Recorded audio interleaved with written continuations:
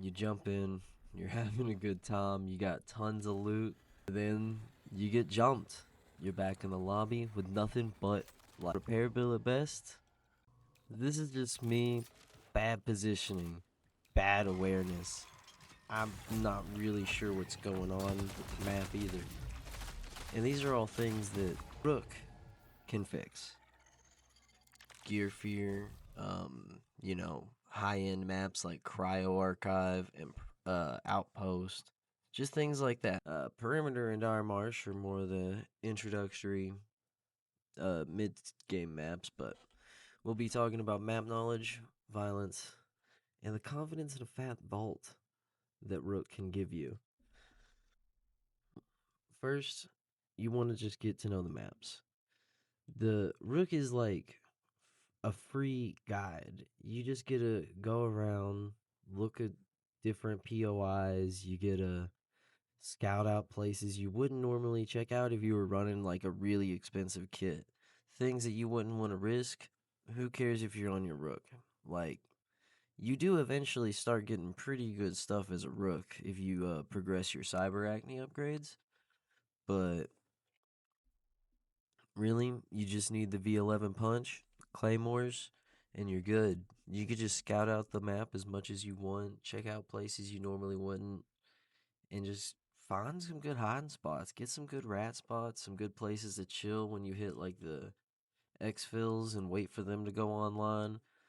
Those are the ways that you survive your rook runs and learn the maps for your more kitted out runs with the teams. It's not something that's hard to do, and you can easily fit in a couple rook raids before your friends get on. We all have friends that take forever to get on, and you're just waiting in the lobby. So, 15 minutes in a rook run, if you're lucky to get 15 minutes, then go ahead and do it.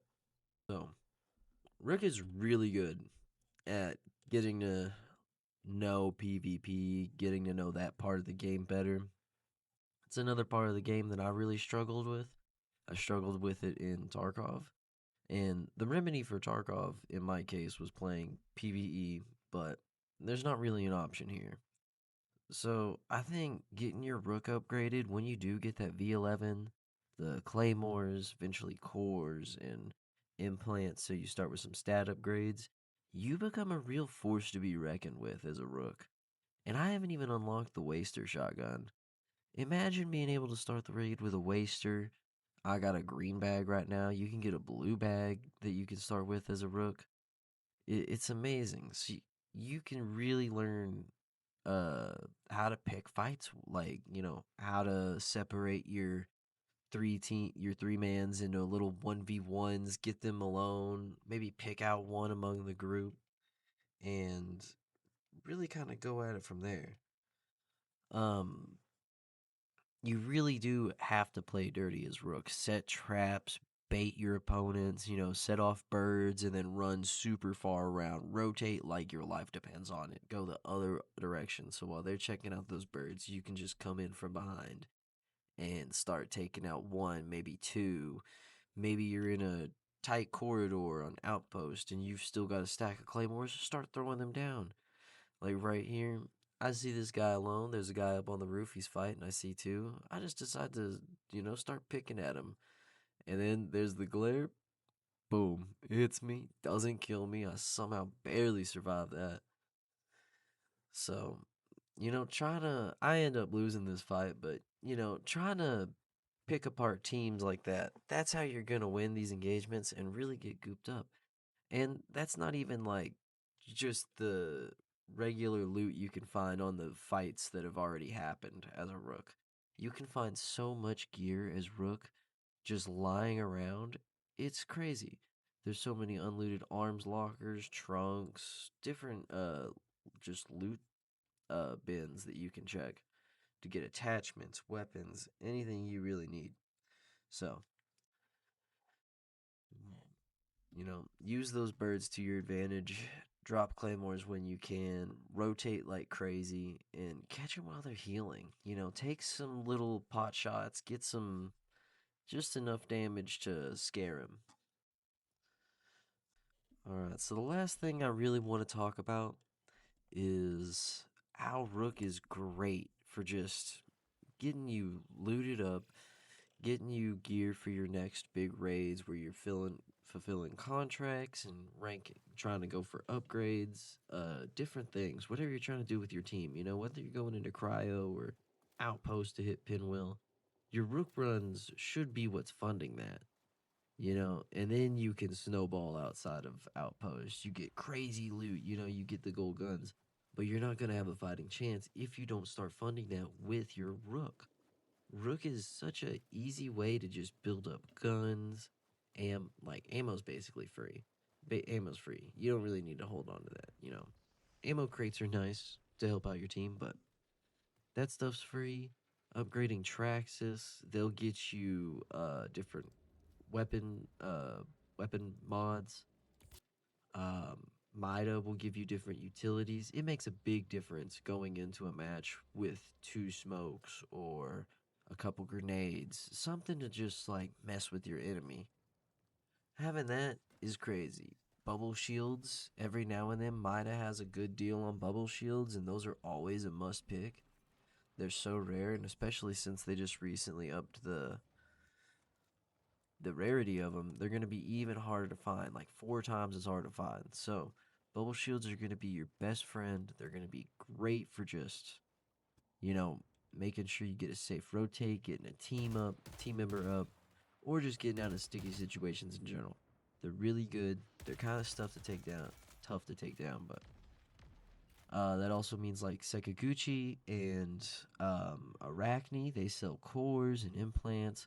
Those are going to be really important. Upgrading those two will also give your Rook cores and implants to start with. So you can always have basic cores, basic implants to start your kitted runs, even if you don't have something specific. But they will usually have the bartered items that you'll get off your Rook runs to then, you know, pick up those crazy cores. I play a ton of Vandal, and I picked up a core that like almost it felt like it doubled my jump height with the microjets when the double jump. It was crazy. There's all kinds of really cool effects on the cores, so keep an eye out on the armory every day. Pick up the free heals, see what weapons are for sale, any mods, anything like that. Every now and then you'll find just like blue shields, purple implants, purple cores, just for random blue materials or, you know, purple materials if you got them to spare. I know those are kind of a hot commodity depending on what you're coming by, but, you know, I think the shop kits, they're there for whenever you're, you know, maybe running with some friends and you don't want to risk like good gear because you know that they're not uh maintaining their stash, they're not doing the right barters, they're not running Rook. You know you're gonna probably not have a great time.